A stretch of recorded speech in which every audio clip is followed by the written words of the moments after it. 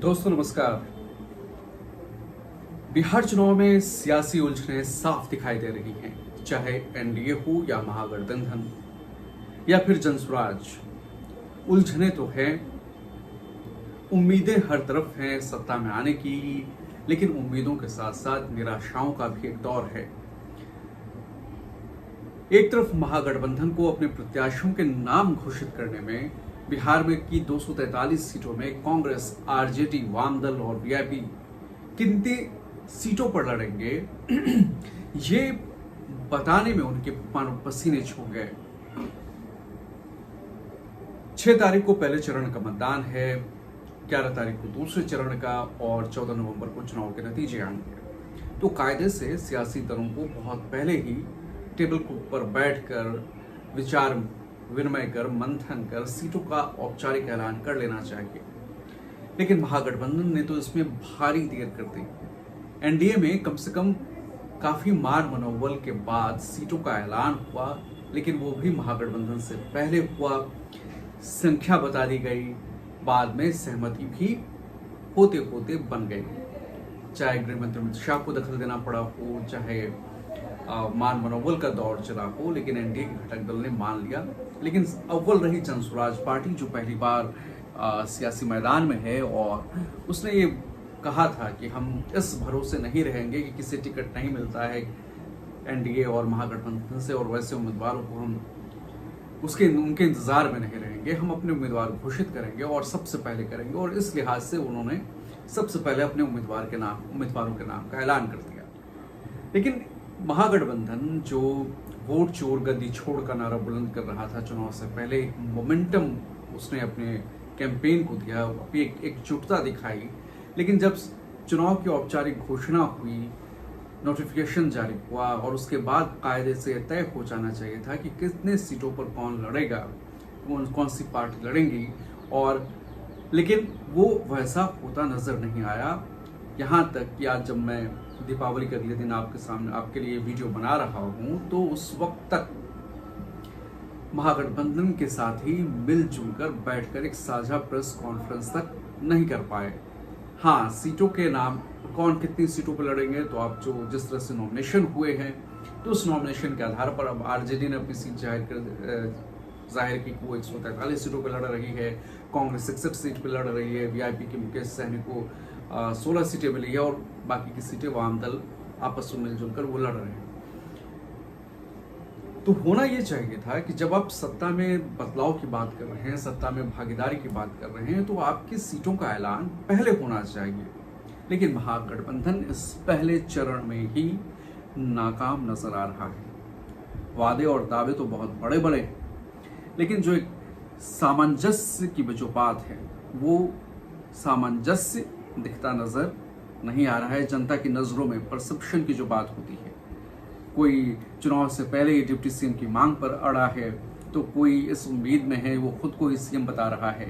Congress party खुलकर ऐलान नहीं कर रही है, हालांकि दबी जुबान में और गाहे बगाहे तो ये कहा ही जा रहा है कि तेजस्वी यादव मुख्यमंत्री होंगे अगर महागठबंधन की सरकार बनती है, लेकिन औपचारिक ऐलान करने में कोताही बरती जा रही है। और अब तक जो जानकारी सामने आई है, उसके मुताबिक करीब 1 दर्जन सीटों पर फ्रेंडली फाइट हो रही है, यानी महागठबंधन के घटक दल आपस में ही लड़ रहे हैं। और इस फ्रेंडली फाइट से किसे नुकसान होगा, किसे नफा होगा, ये फिलहाल बता पाना मुश्किल है। तो एक पहला चरण है चुनाव का, जिसमें सीटों का जिसमें नामांकन हो चुका है दोनों चरणों के लिए। नाम वापसी की आखिरी तारीख भी बीत चुकी है, और अब कैंपेन की बारी है कि किस मुद्दे पर जनता से वोट मांगे जाएंगे। तो महागठबंधन तो वोट चोर गद्दी छोड़ से उसने शुरुआत की, कैंपेन को लीड किया। और जब वोट चोर गद्दी छोड़ और अल्पसंख्यकों और गरीबों का नाम लेकर उनको वोट से वंचित करने की बात, जो उसका आरोप महागठबंधन ने शुरुआत में लगाए, उसके बाद उच्चतम न्यायालय के दखल के बाद से बहुत सारी चीज़ें स्मूथ होती गई। आधार कार्ड को मान लिया गया, चुनाव आयोग ने भी ये बताने में, अपनी पीठ थपथपाने में कोई कोताही नहीं बरती कि बिहार में वो एसआईआर करने में उन्हें कामयाबी वक्त पर मिल गई है।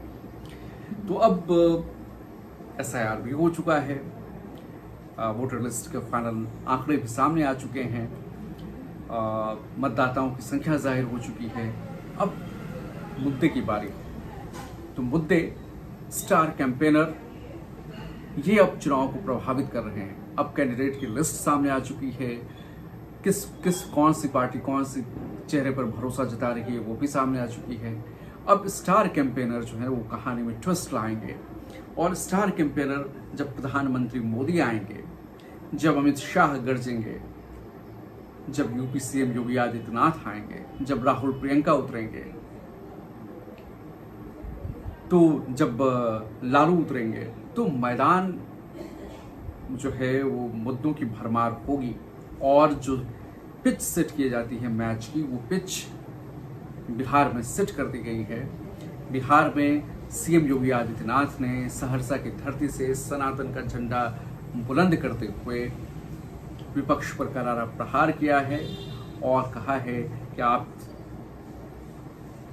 तय कर लीजिए कि आपको विकास चाहिए या फिर बुर्का चाहिए। विकास बनाम बुर्का की बात वो उन्होंने डंके की चोट पर कहा कि आप हर जगह जाते हैं तो अपना चेहरा दिखाते हैं, पहचान पत्र दिखाते हैं, विदेश जाते हैं तो पासपोर्ट जाते हैं, तो इमिग्रेशन के टेबल पे अपनी पहचान को स्थापित करते हैं, फिर बुरके में वोट देने की जिद क्यों करते हैं? इसे अपमान अपमान से क्यों जोड़ रहे हैं? इसमें क्या आपत्ति है?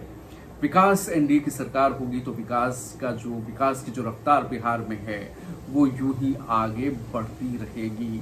विकास के रास्ते पे चलेगा बिहार, और एनडीए की सरकार ही उस जंगल राज का जिसे याद करके आज भी लोग खौफ खाते हैं, उसी जंगल राज को दूर करने में, उसे हटाने में, कानून व्यवस्था पर नकेल कसने में, उसे सुचारू ढंग से लागू करने में बिहार में एनडीए सरकार ही सक्षम है और एनडीए सरकार ही ऐसा कर सकती है। और योगी आदित्यनाथ ने यूपी का उदाहरण देते हुए बताया, उसका जिक्र किया कि जिस तरह यूपी में माफिया पर उन्होंने बिल्कुल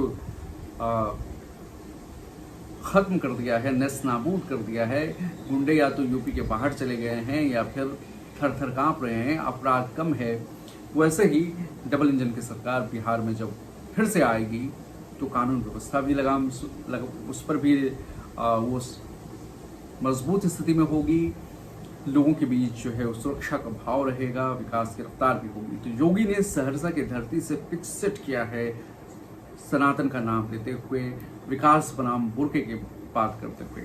और सीएम योगी ही नहीं, प्रधानमंत्री मोदी, नितिन गडकरी, राजनाथ सिंह, स्मृति ईरानी, एक से एक दिग्गज स्टार प्रचारकों की लिस्ट में पवन सिंह शामिल हैं और बीजेपी के लिए प्रचार करेंगे।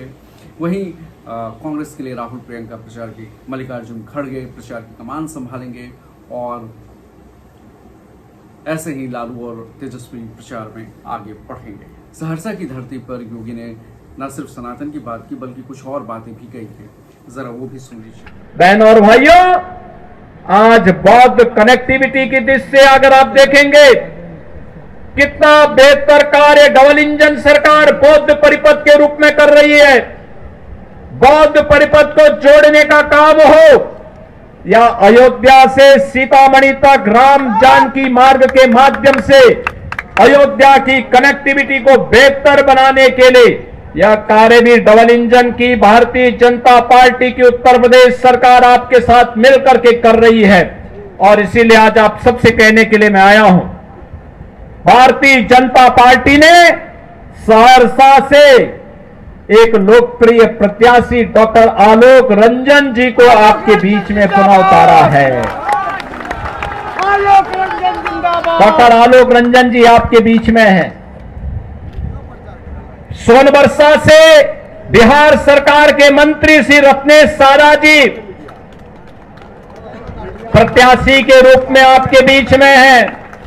मौसी से श्री गुंजेश्वर शाह जी प्रत्याशी के रूप में आपके बीच में हैं। और एनडीए लोजपा के प्रत्याशी सिमरी बख्तियारपुर से श्री संजय सिंह जी आपके बीच में हैं। बहनों और भाइयों, ये एनडीए के हमारे प्रत्याशी हैं। एनडीए के इन प्रत्याशियों को विजयी बना करके भेजेंगे ना, बना करके भेजेंगे। ये सब विजयी बनकर के जाएंगे ना। तो आज तो नामांकन की प्रक्रिया पूरी होने जा रही है। अभी दीपावली के बाद चुनावी सभाएं होंगी। इस अवसर पर आप सबका मैं आह्वान करूंगा। ये चारों प्रत्याशी यहां पर एनडीए के हैं। इन एनडीए के हमारे प्रत्याशियों को भारी बहुमत से विजयी बनाना है। एनडीए की सरकार को लेके आना है। आप सब इनको विजयी बनाएंगे तो मेरे साथ बोलेंगे भारत माता की भारत माता की भारत माता की जय जय श्री राम, जय जय श्री राम।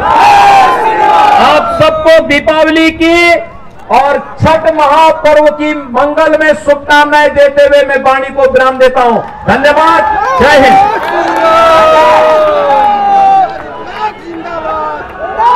दिनेश फोटो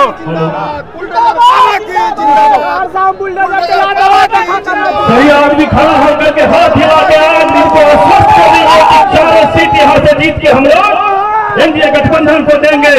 और जय श्री राम, जय श्री राम, जय श्री राम।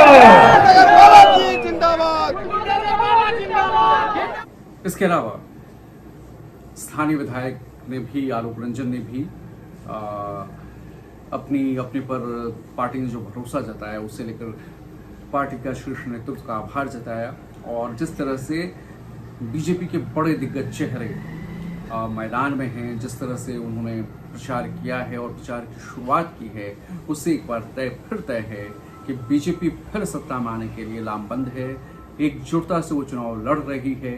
महागठबंधन में जो है वो सामंजस्य जब टिकट बंटवारे में नहीं आया तो एक तरह से अंतर्विरोध तो दिख रहा है, क्योंकि अगर कोई आरजेडी कांग्रेस को ज़्यादा जगह देगी या कांग्रेस मजबूत होने के लिए कोशिश करेगी तो उसका खतरा है कि वो आरजेडी को ही नुकसान करेगी। क्योंकि वोट बैंक जो है एक दूसरे से जुड़े हुए हैं और इसलिए पार्टियां जो हैं उनकी कोशिश है कि कांग्रेस की कोशिश है कि वो अपने दम पर खड़ी हो ऐसे राज्यों में जहां पर वो कभी सत्ता में रही थी और अपने दम पर खड़े होकर वो अपनी जनता के सामने पेश हो और अपनी भागीदारी को जनता के दावेदारी को जनता के सामने पेश करे। तो कांग्रेस इसी कोशिश में है। हालांकि उसका खामियाजा उसे महाराष्ट्र भुगतना पड़ा है, जब कई सारी फ्रेंडली फाइट वहाँ भी देखने को मिली थी और कई सीटें वहाँ भी उसका नुकसान कांग्रेस पार्टी को, गठबंधन को हुआ था। अब बिहार पर नजरें हैं कि बिहार में किस तरह से बात आगे बढ़ती है, किस तरह से वो चुनाव प्रचार करते हैं और किस तरह से जनता का भरोसा जीतने की कोशिश करते हैं। और तीसरी जो पार्टी है जो इस मैदान में है वो जनसुराज पार्टी, और जनसुराज पार्टी साफ कह चुकी है या तो वो अर्श पर रहेंगे या फर्श पर रहेंगे। यानी उनका साफ है, अगर जनता ने भरोसा जताया तो दिल खोल कर भरोसा जताएंगी, अगर नहीं जताया तो फिर वो बहुत कम सीटों पर सिमट जाएंगे।